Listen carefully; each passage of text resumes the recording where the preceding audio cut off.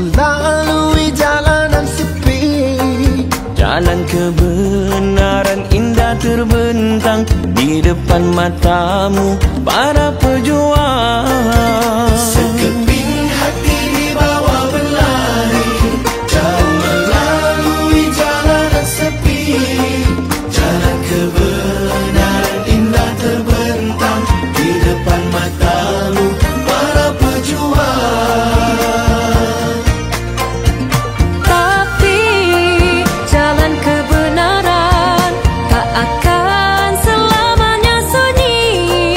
Ada ujian yang datang melanda, ada perangkap menunggu mangsa.